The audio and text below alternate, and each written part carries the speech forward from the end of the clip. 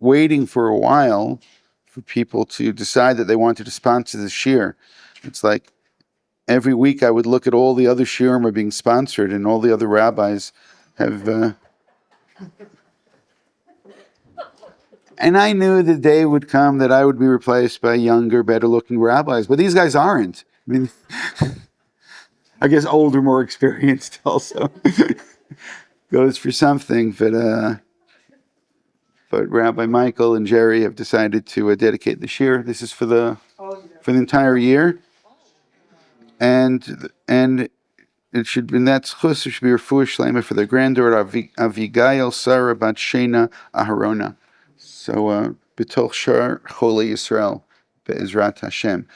So all of you got here today, from what all the doom they were speaking about. This was quite miraculous to be able to fight through the traffic and the security guards and so on and so forth. But if nothing else, we are survivors and we have made it. So let us begin.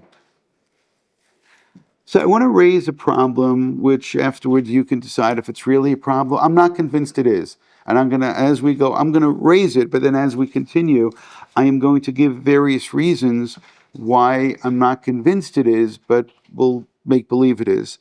And in Perek Tet, this is after the flood. There's so many Bob Dylan references that I could have had this week. And I think we're saving Desolation Row for Stone. So you guys can do your homework if you need to go back and listen. But hard rain is going to fall. I mean, I'm just saying is that there's just so much, and okay, I'm going to leave you with this as formal homework.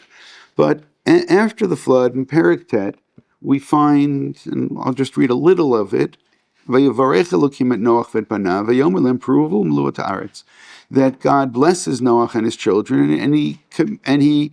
Now this is interesting. Whether it's a blessing or at this point it's a command. It actually sounds like a command. The only thing is that a little bit later it's going to come again in Pasuk Zayin. Vatem pruvavu, right? So, but nonetheless, they are being commanded pruvavu. Now, this is interesting because you could argue whether this goes back to Adam as well, but leave Adam. We're not concerned with Adam right now. But it continues and it tells us some other things. Ach basar b'nafsho damo lo tochelu, v'achet timchem lenafshotechem edrosh, miyad kochaya adroshenu, miyad shofech dam adam b'adam damo yishofech, ki b'tel l'kim asat adam. Now, I'm not translating any of this. All that I'm pointing at is that we have a legal section over here. The way the Gemara is going to process this, and that's in source number 2, using these verses, it's going to introduce something which I presume most of us know as, quote-unquote, Noachide laws, or know as Sheva Mitzvot B'nai Noach. So why are they called the Sheva Mitzvot B'nai Noach? This sounds like an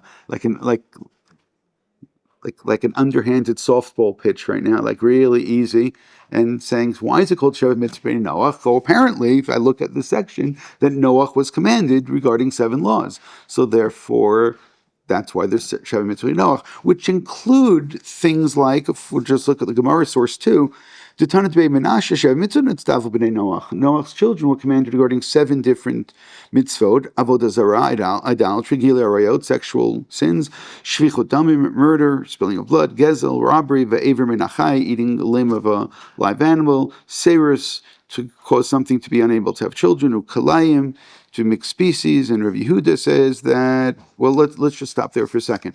So I have a real simple question. And this is going to be a legal question.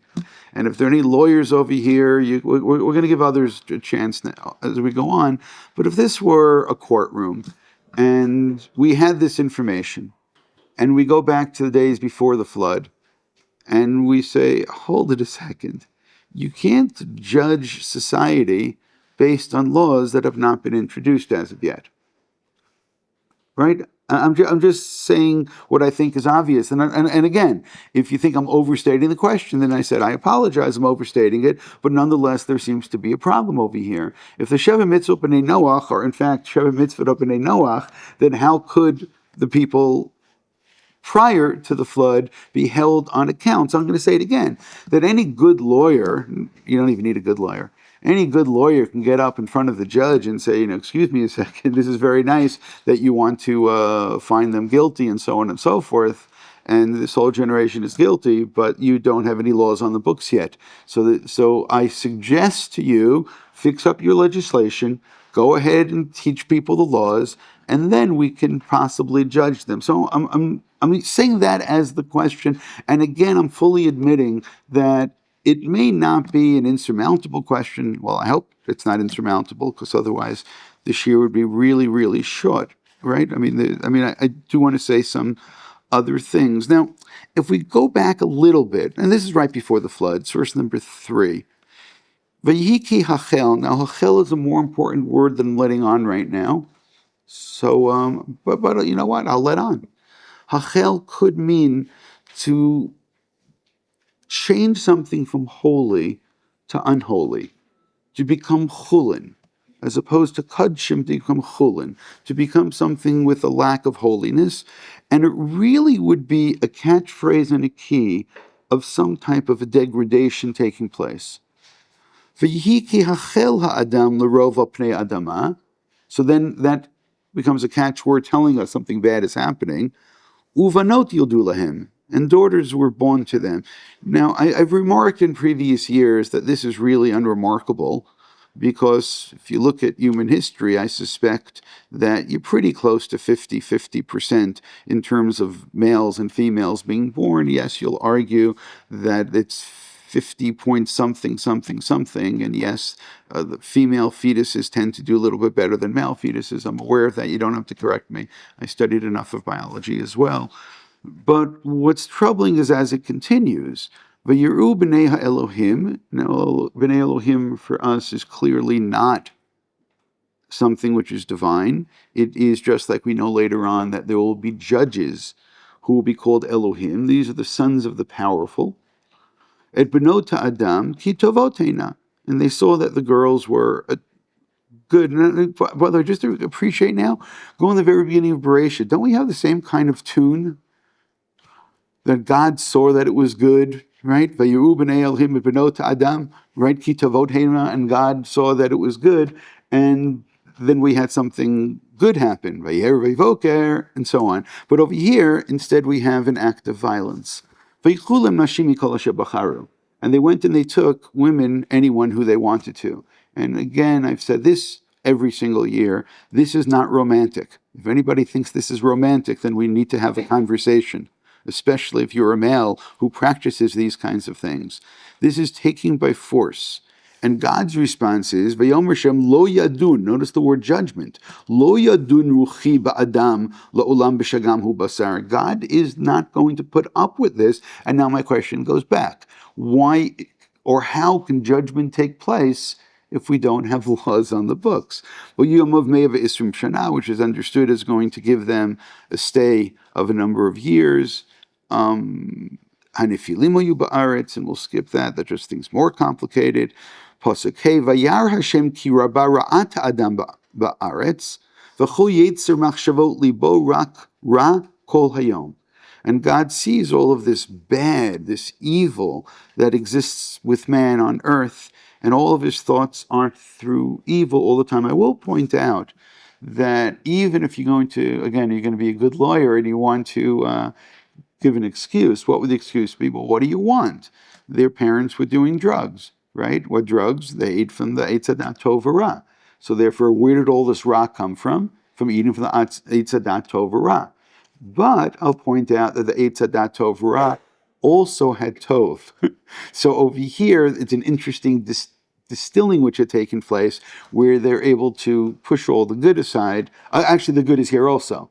The girls were good, and let's go take them, and their hearts are bad. So therefore, this is just such an interesting way. Again, if you keep in mind that there is an Eitz Hadat Tov Ra in the background, and then you see what has been played out over here, so you realize that this is not good. V'yinachem Hashem ki asat adam ba'aretz v'yitzatzeva libo.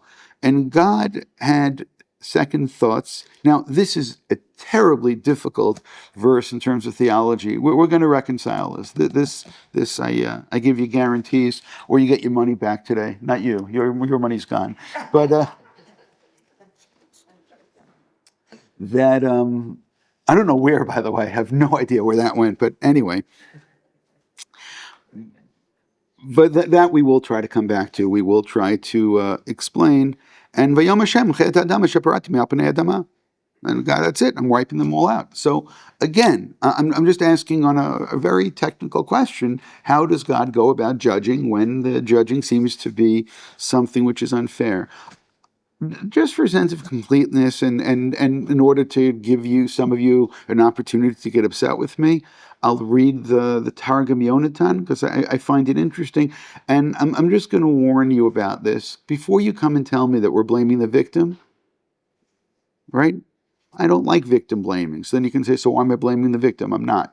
What I'm really talking about is a pervasive spirit of the times whereby what these men are doing actually has an impact on the victims as well. So let's just look at the Keter Yonatan. This is translation, Targum Yonatan, back into Hebrew. Source 4, V'yikei chelu b'nei Adam hitrabot b'nei Adam uvenot yafot. By the way, it didn't say that. It said banot yafot. It already put the tovot, or the nice, or the pretty, right there. V'yu b'nei hagdolim, okay, the sons of the powerful, of the big, et banot Adam. So that also maybe I need to explain a little bit, but I won't yet. Ki yafotein umit aprot umiyafot sa'arotehem umelachut begilui basar v'hirhu leznut v'chulim nashim mikol shechashko. So did you notice the very slight additions over here? The slight additions over here were that they saw they were pretty, so therefore now they've internalized that being pretty is, or being attractive is something which is attracting, and therefore let's go ahead and make ourselves more attractive. And therefore it talks about makeup, it talks about their getting their hair done, it talks about dressing inappropriately. I mean, Targum Yonatan could have run a Beis Yaakov. I mean, this is I'm just saying that this is great. This is great. But again, I'm not saying this at all to blame the victim. I'm talking about instead that there seems to be an attitude which is over here, which is really, again, talking about an attitude of, again, of Ra, which is here. The word cheshek, right, is the desire, was put in instead of bacharu, instead of choice. So again, you have a choice of eating from the tree of, I'm sorry, I keep going back there, of eating from the tree, or eating the tree of life, and they eat from the knowledge of good and bad, and that's a tree which, even when Eve saw it, it was one which was ta'ava and so on, and there seems to be lust, which is what has been processed. And I'm going to ask, because I think you understand the answer, because I think I already said it, that do they have choices? Which means, again, if this goes to court, the first thing that they're going to say is, well, there's no laws on the books. And the second thing that they'll say is that we're crack babies. Like, what do you want from us? This is who we are, and therefore we have very, very limited capacity, and therefore, again, you have no right to judge us. So keep that in mind as well. Yes? So what do we have so far? Crack babies. I mean, I want a whole list of things that will be edited out later. Okay. The next pasuk, Gimel, Vayomer lo yadun ruchi. Here it says, Vayomer abemamaro lo yadunu kol darot ra'im shatitim lakum miseder dinim. All that I want you to see, there's judgment is all over this. There's din, there's judgment, and judgment is being used. And the only thing interesting at the very end, it writes, I'm going to give you an extension of 120 years, and let's see what you do with it. And I think some of you know that those 120 years did not work out well either, and then we eventually have our cataclysm. Good.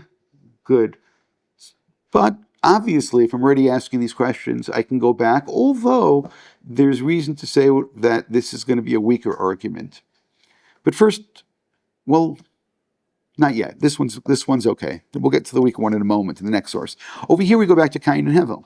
And my question is going to be, how could Cain be judged for killing Hevel? If Shfichat Damim murder was only introduced after the flood, then again, if you were Cain's lawyer, I'm not saying you want to be Cain's lawyer, but if you're Cain's lawyer, what are you going to say?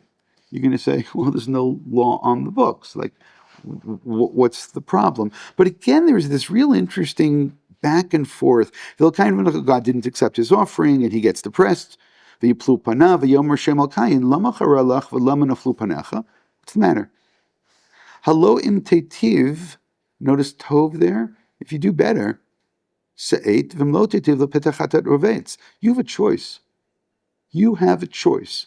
But it's interesting, if any psychiatrists are here, that there's depression, and God is saying you have a choice. And again, that itself is fascinating. Yes, I acknowledge, God says, I acknowledge you were created with the Yetzer Hara, but you can control it. So that's really interesting, just in terms of the preamble to our legal case that's going to take place, because over here, he's depressed and he feels overwhelmed by certain forces bringing him in a certain direction, and God is saying, okay, yes, you are a victim of the human condition. You know what the human condition is? That we make choices. And there are things that pull us in different directions, and you've allowed yourself to be pulled in one direction. By the way, similarly to the generation of the flood, who they've been pulled in one direction. The only good that they see is when they see hot women. That's the only good thing in their lives. Not that they have a Yetzer Tov to do good things and to make good choices and to be decent people, but rather they decide to be completely controlled by the dark parts of their personalities. And over here, I'm going to say it again, it clearly has to be a choice, otherwise you can't judge them. And that's part of what God's conversation is taking place, although we may not understand it enough yet. But over here, when you go back to Kahn, there is a conversation that takes place. And God says, you can do better. Now, by the way, if it wasn't for that verse, being told you can do better, then we can have this conversation again. Well, how can you ever judge Kahn? Well, he chooses to leave God's advice aside. Now, it's really interesting that the word being used over here, and by the way, I could have used the word shvichut damim, right? He spilled his blood. I could have used the word retzach, he murdered him. So it's really interesting he uses the word hariga. Hariga, legally at least. Hariga and ritzicha are not the same thing. Hariga could be manslaughter. Retzach is predetermined, premeditated murder. But Yomer Shemal Kayin ehev alachicha. So this is again interesting because God engages in conversation. And the conversation is, not just where's Hevel, it's relational. Where's Hevel, your brother? And Vayomer lo yodati, I don't know. That may not be completely true. Or maybe he's saying, I don't know, if he went to hell, went to heaven. I don't know. Maybe I don't know. I don't think he's being clever, and I don't think he's being honest. But then, and especially because of his continuation, Hashomer achi anochi? Am I my brother's keeper? And the answer to that is yes. And God says, yes, you are, and your brothers, but meaning, you don't know where he is? His blood is seeping into the earth, and this is something that you have complete responsibility for. And then God continues, that opened its mouth, and therefore you will wander the earth. So I will note that if it were first degree murder, and he was warned, there were Adim, and there was Hatra'ah, somebody gave them proper warning, so then he should be taken out and to be killed. But he's not killed. Now you could tell me this goes back to a legal issue, or you can also point out, if you're clever, who's clever? You can point out the punishment for killing somebody b'shogeg is to go into galut.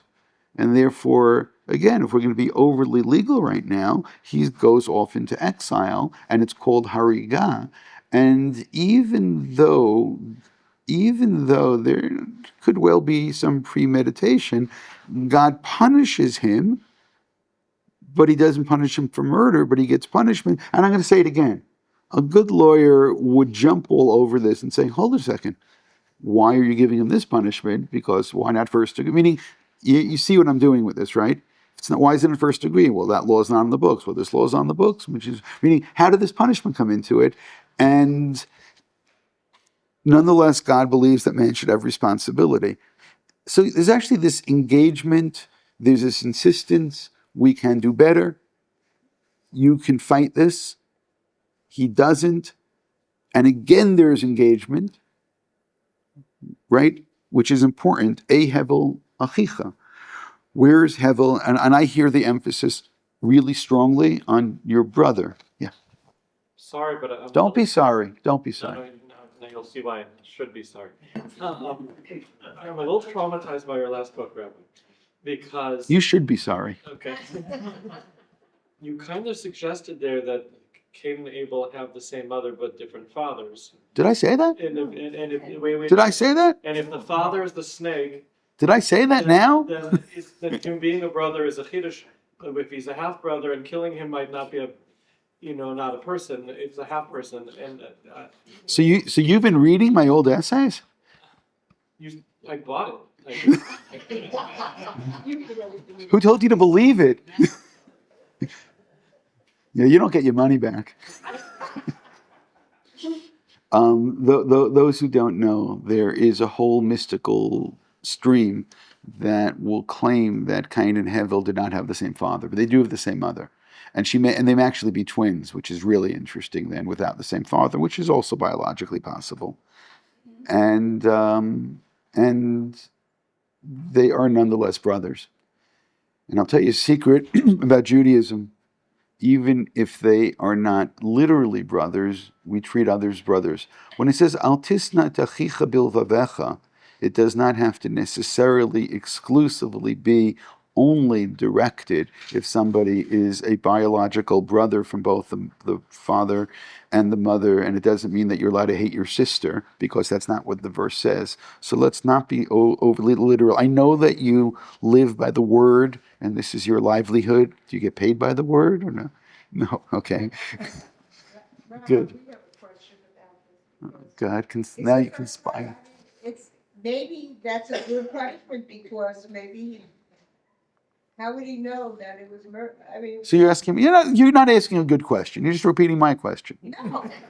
What I'm saying is that it makes sense that maybe he didn't get such hardship, because he didn't really know what he was. Maybe he didn't. Right, and once right. I think I said this, right? Yes. I have a bunch of witnesses, and it's recorded. We can play back the tape. But I like your question. Actually, I asked that question. Yeah, no, that's. I did, and that's what I'm saying, is that even the acknowledgement, I went a little further, even acknowledging that it's only harigah because they don't know about murder, so that you can get them off of harigah as well. Then say, hold it, what are you talking about? Yeah. And there's no witnesses. There's no witnesses because he's clever. Okay, and any witnesses that were there would have been pasula edus anyway. Okay, so God's also pasula edus over here. Okay, so let's continue. I see you like my questions so much that you think they're yours. In source number.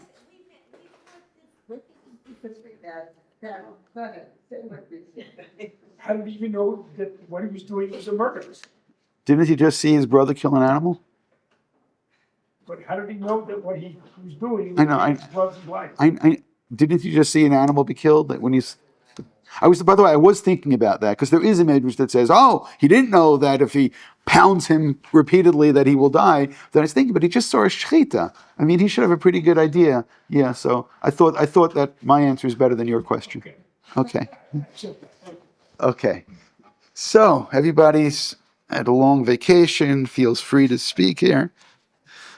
Has no concern I'm not going to finish.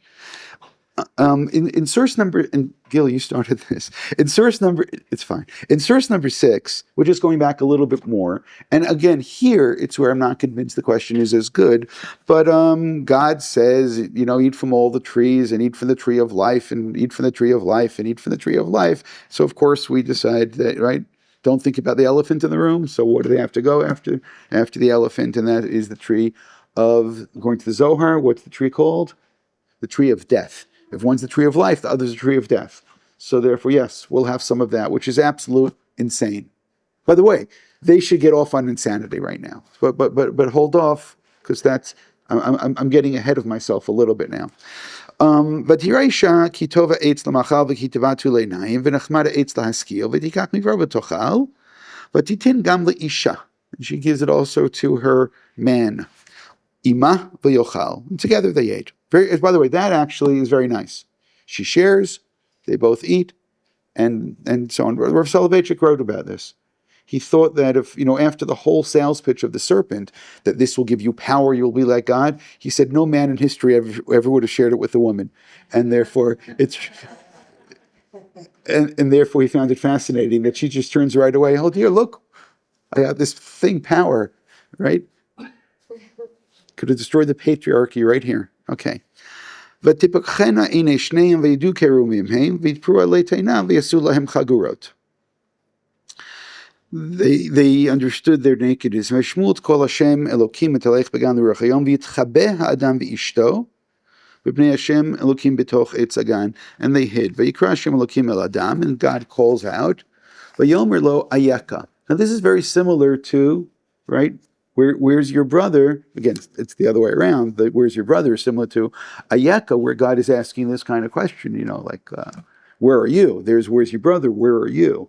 And the answer is disappointing.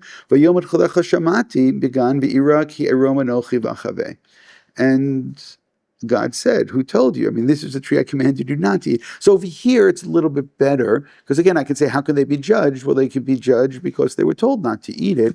But I'm just pointing out that this concept of judgment and responsibility, it has been various places here along the way. And one last thing over here, that is, with the various punishments that unfold in Pasuk Kaf Aleph, we're told that God does something to deal with man's embarrassment, because he's all embarrassed and naked at this point. So levush, we're told, comes from the word lo busha, to cover up embarrassment. So over here, Adam and Eve are embarrassed because they feel naked and they're hiding from God, and so on. Now, just the first way to get out of all of our problem, and someone should have said this to me from the beginning, well, look at the Rambam. The Rambam understands this differently. The Rambam is in source number 7, Hilchot Melachim, and he says, Al Shishad Dvarim Nitztava Adam Arishon, that Adam received 6 of the 7 Noachide laws. So right now, why are they called the 7 Noachide laws? Because Noach got the 7th. That before there were 6. So if you didn't know this, that's why you're here to learn. And what were they? Avodah Zarah, Birkat Hashem, Shvichut Damim, and so on and so forth. And Va'af ala dinim. By the way, if we now play it back, cursing God, murder, Gili Arayot, Gezel, Dinim, having a justice system. If you go back to the sons of the powerful, the sons of the judges are the ones taking whatever they want. That shows there's no justice system. It shows they're stealing. There's Gili Arayot taking place, which means, according to the Rambam, I just now have solved most of my problem. And he then says, by the way, this line of the Rambam, he's going to say 3 things. 2 out of the 3 I understand.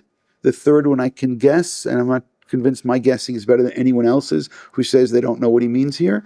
But let's break it down. The authority by which we don't murder is not because it's one of the 7 Noachide laws, or not because it was said to Adam Rishon, but rather the authority of all 613 of our mitzvot, or because God said it to Moshe.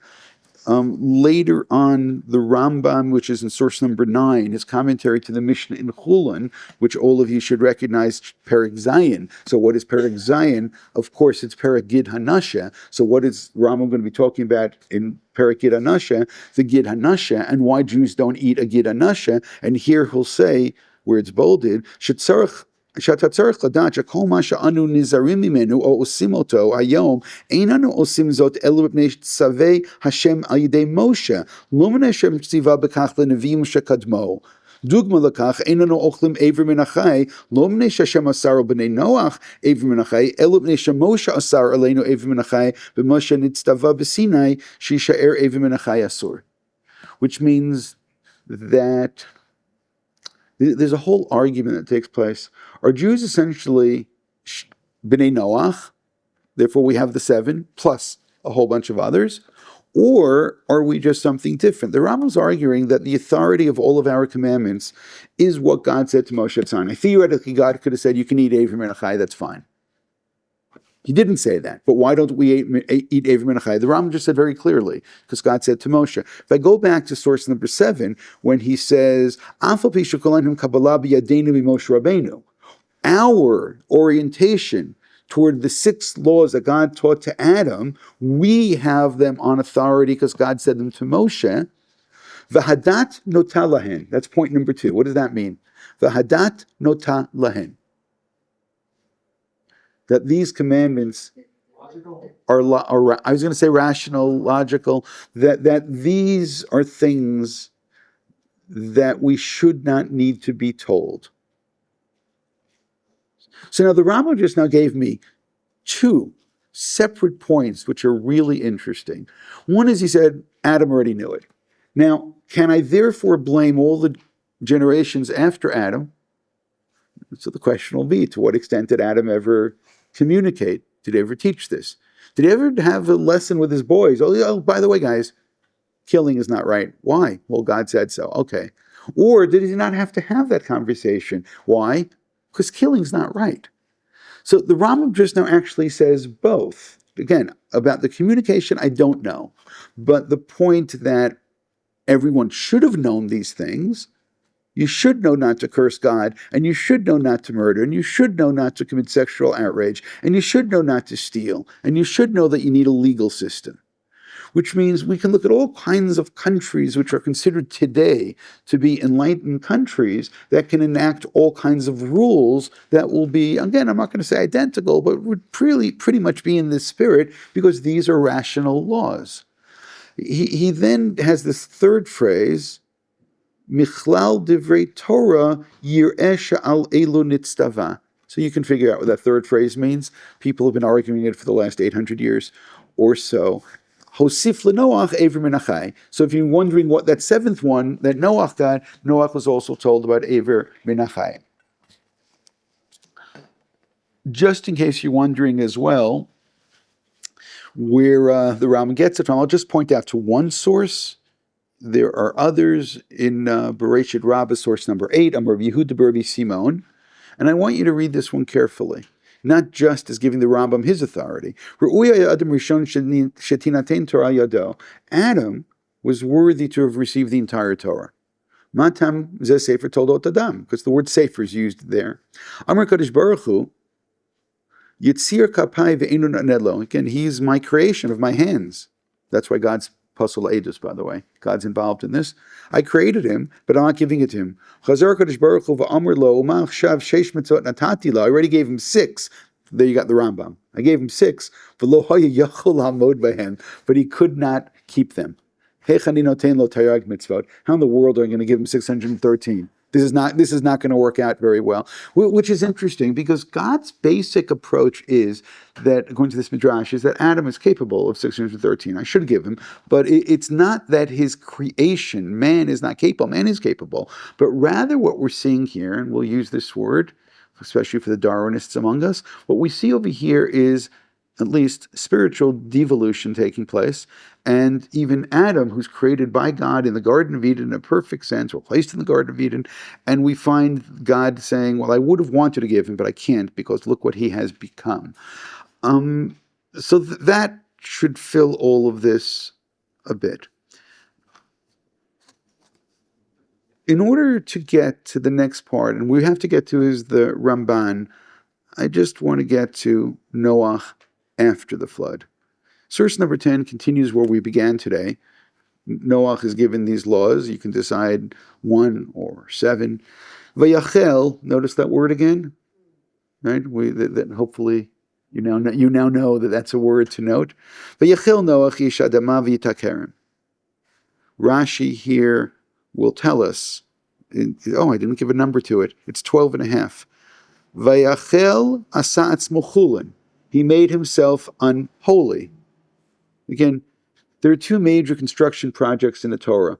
One is the Mishkan, and the other is the Ark, which really makes the Ark, in certain sense, holy, and also especially this animal 7 by 7, which will then be used in the first Mizbeach, is right there. You can draw a parallel between the building of the ark and building of the Mishkan. He gets off of the ark, and it's a holy place, we're told. The Midrashim say, the Gemara says they were not supposed to be intimate there. It's a place of holiness, of Kedusha. And now he walks off, and now, by the way, you also can't stay in the Mishkan all the time, Beit HaMikdash time. You need to live life as well. But over here, Rashi continues, he should have done something else. Now, what is he talking about? Go back to source number 10. He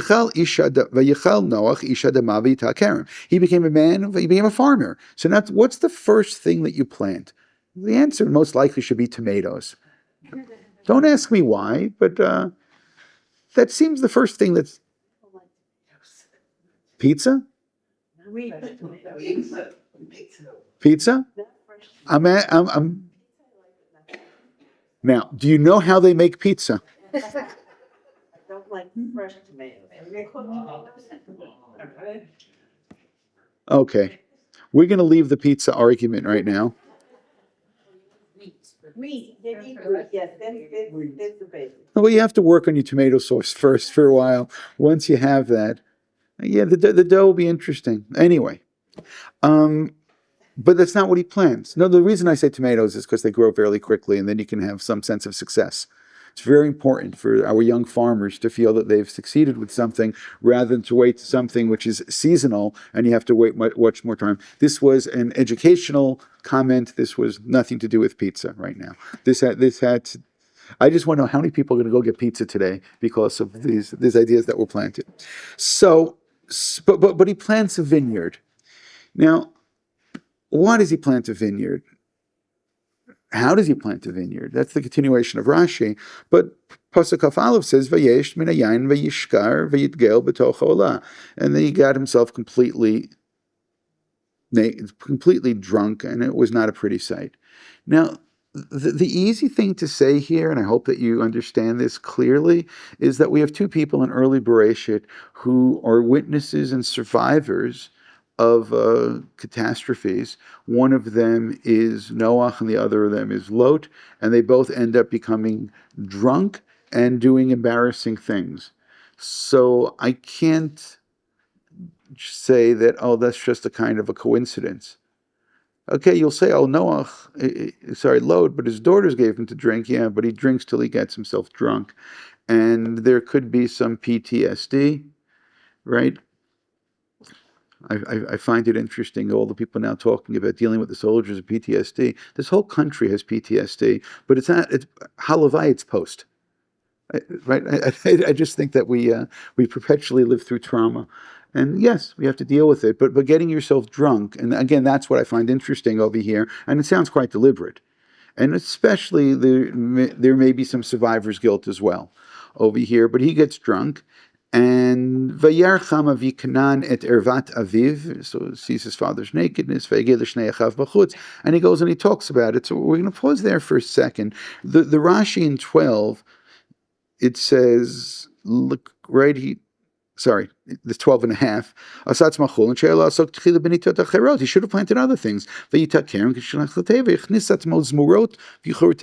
when he went into the ark, he actually brought various saplings and things with him, which means he was planning this for a while. But it actually identifies two things, and one is te'enim. So over here, you can read through your Siftei Chachamim, not now, if you want, but he does use eventually the theory of conservation of figs argument by saying, well, it's the only fruit we've seen previously because God covered, which is then interesting as well, that the covering of nakedness, and over here it's going to cause him to become uncovered, will be from the drinking over here. So there's something deeper, but he also talks about te'inim or figs, and now maybe will help the fig sales as an aphrodisiac, and therefore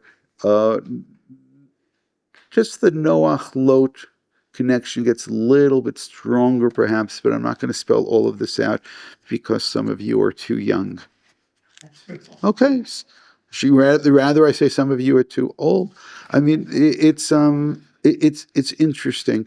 Nonetheless, if we go back to the source number 10, the narrative, in Pasuk Kaf Gimel, we have a Yikach Shem Vayefet et Hasimla, v'yirsimu al shechem shneim v'yechu acharonit.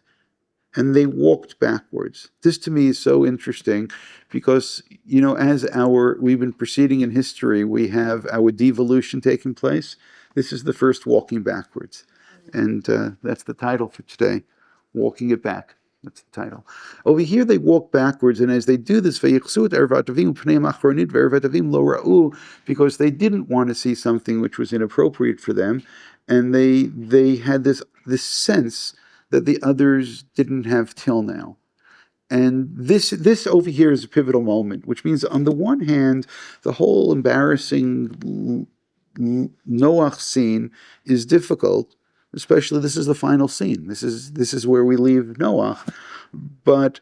And one of his sons or grandsons, we were not going to get into this section, acts very much like the pre-flood generation of looking at something and being inappropriate and taking and so on.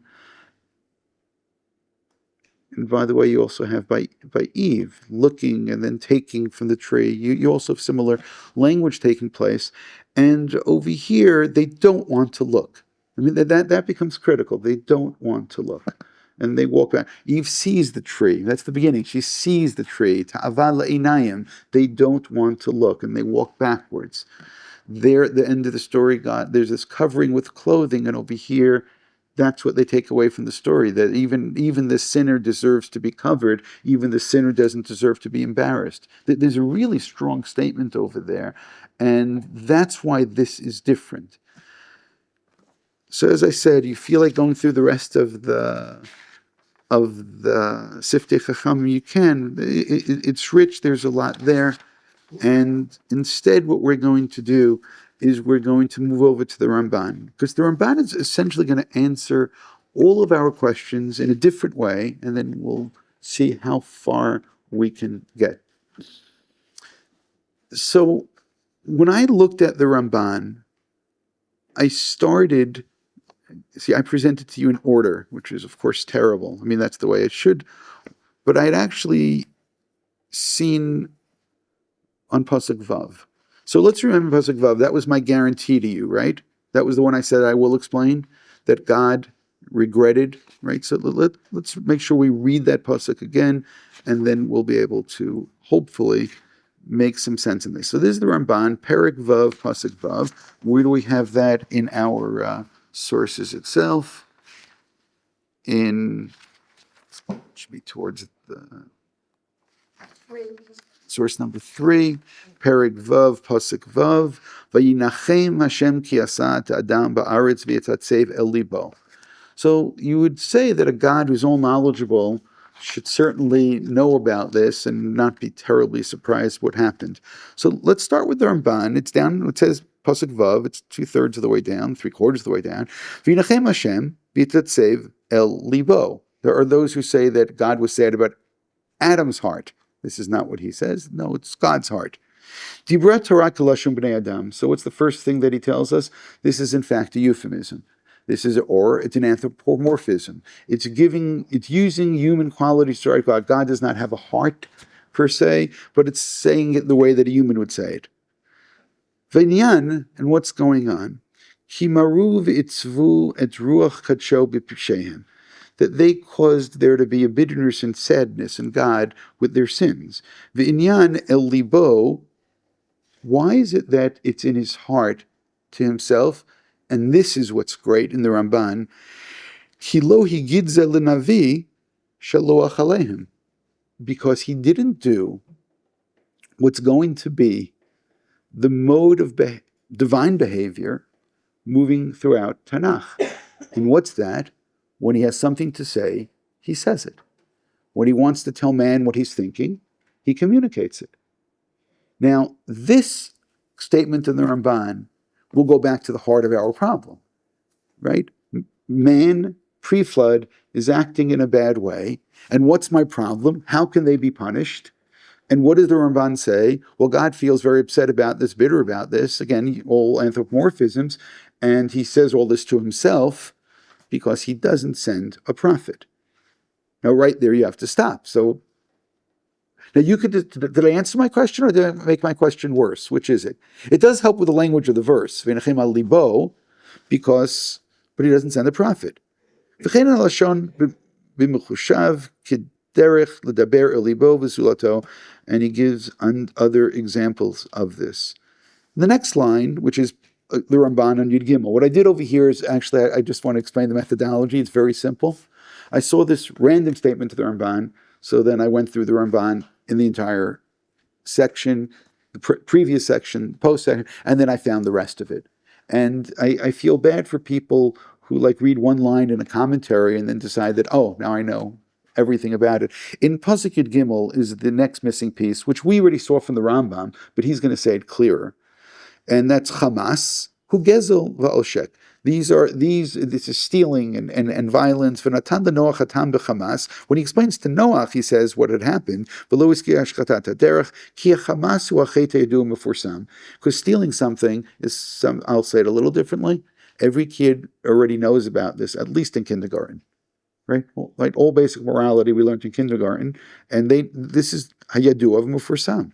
Rateni amush alav nitchatam Gzar dinam vatam neshahu mitzvah muskelet. If you don't know the word muskelet, do you see seichel in the middle over here? That this is a logical commandment. This is something we all should have known. Ein lehem but tzarich l'navi mazhir. So here's where he followed up the Navi thing. There's no need to tell people, please don't grab the pretty girls because you're in the mood. That's not the way that works. And I don't have to warn you about this. And that's something which is both interpersonally and in terms of God, it's something which is wrong.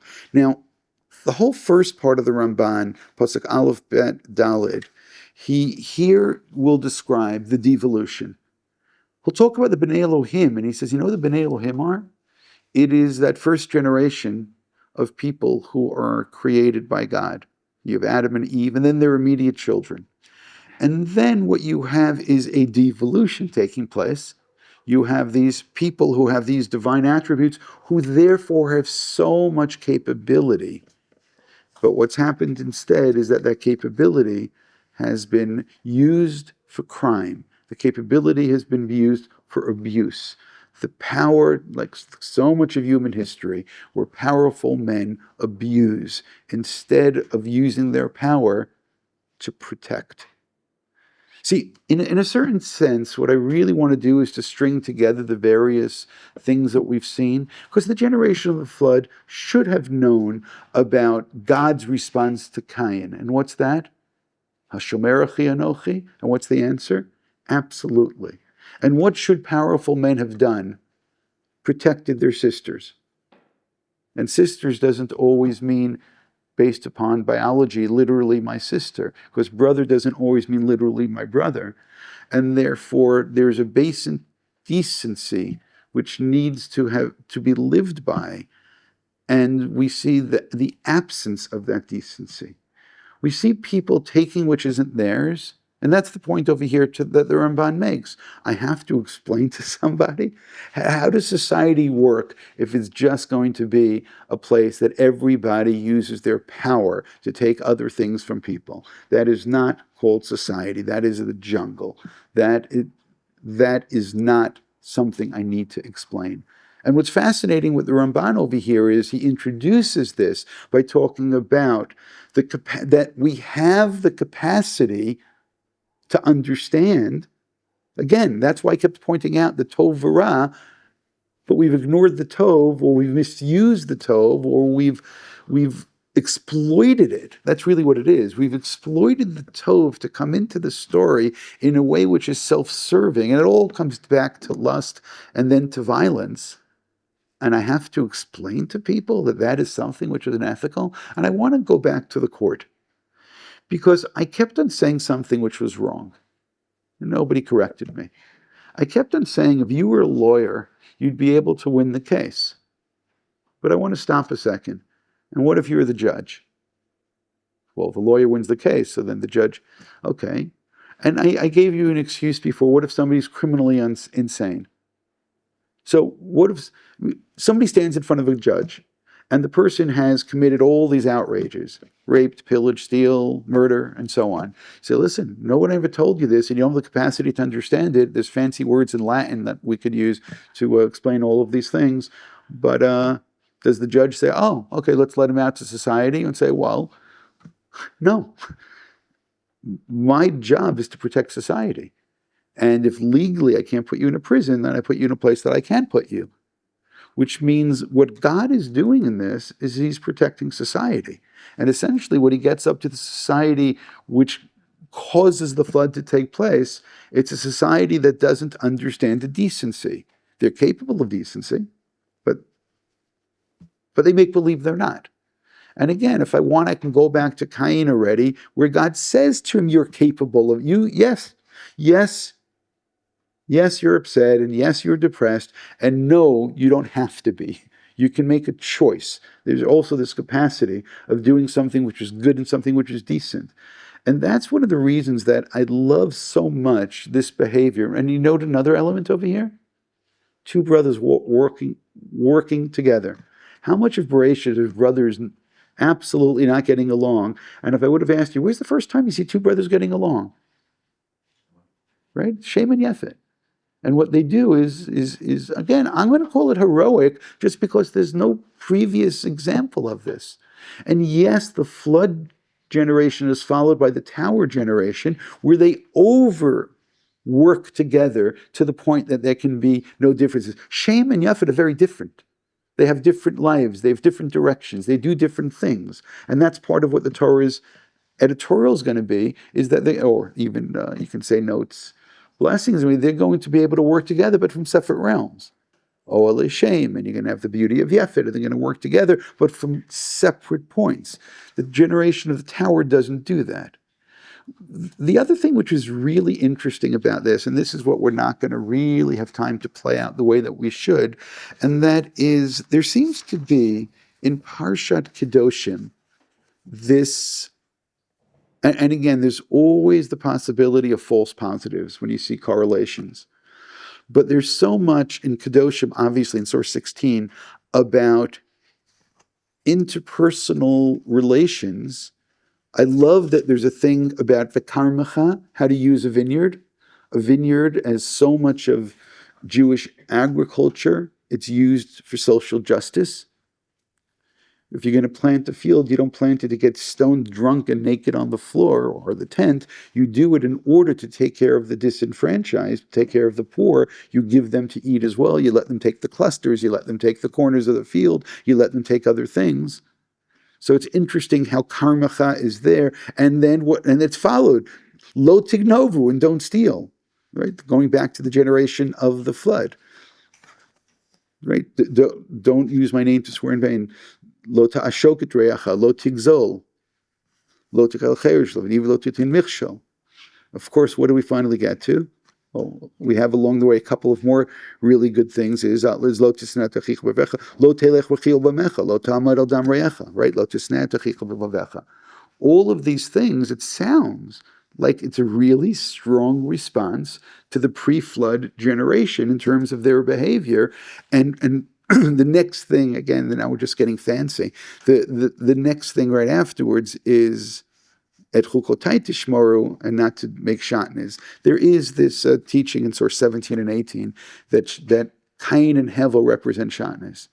That one represented the animal, the other represented the planting, and it's in the Medrash in source 18. If you've never heard this, that v'himiketz yamim v'yavei Cain yesh miketz, right? And we'll skip a little bit.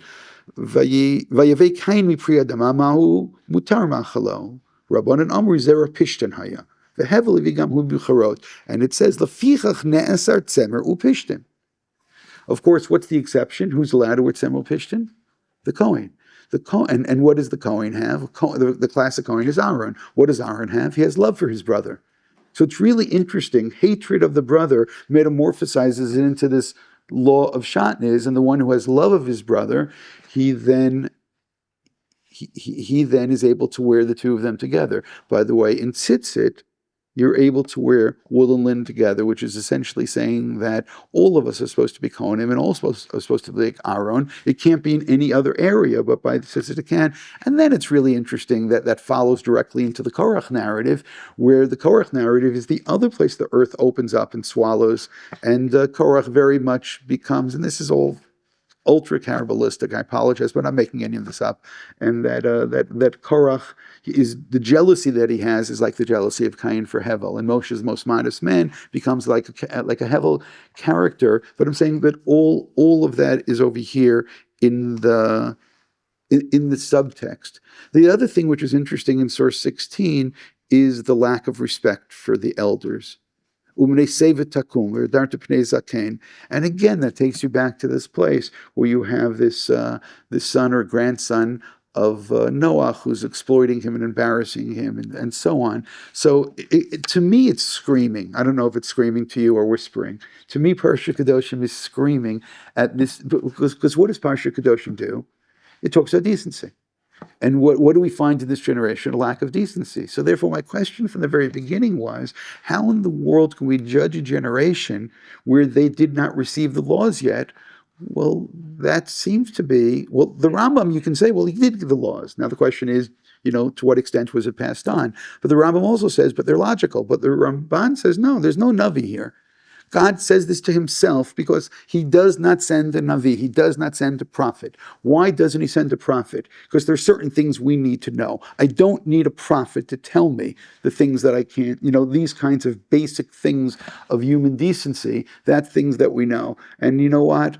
And if you would have sent a prophet, and I get the feeling that they would have found some loophole and it wouldn't have worked out all that well. So therefore, it seems to be, again, that Parsha Kedoshim teaches decency, and the pre-flood generation teaches us what happens when there's no decency. And the biggest, misstep that I had in the beginning was, again, in that question that I raised, by saying, well, what would a good lawyer do? Who cares what a good lawyer would do? A good lawyer hopefully gets paid and cashes the check and so on and so forth, but that's not a good justice. I'm not making fun of lawyers. I have 2 daughters-in-law who are lawyers. I asked them which one are going to sign the papers to lock me away at some point, and they agreed which one, by the way. No, it's not. It's not about lawyers. What it comes down to is about God's responsibility as society, and God sees a society where there's no decency. God pushes the restart button and says we have to start all over again. And after the flood, and after the vineyard is planted, and after Noach's embarrassment, there is this one shining moment. And that's the 2 brothers walking together, respecting their elder in order to make sure that there is decency. So there is an act of decency. And I'm going to say it again, which echoes God's care even for the ones who are sinned and are now naked, for Adam and Eve, you'll be shamed, and he covers them. Here we have walking backwards, going back to what Adam was expected of Adam from the very beginning. And therefore, what they were able to do is to go back and to find the decency. But so many of the people that we find in early liberation were unable to. And again, things which are basically logic or not logical are not the things that one would think that we need to teach. Unfortunately, we find that we live in a generation, maybe we've always lived in generations like this, is that things that go without saying sometimes also need to be said. Shabbat Shalom.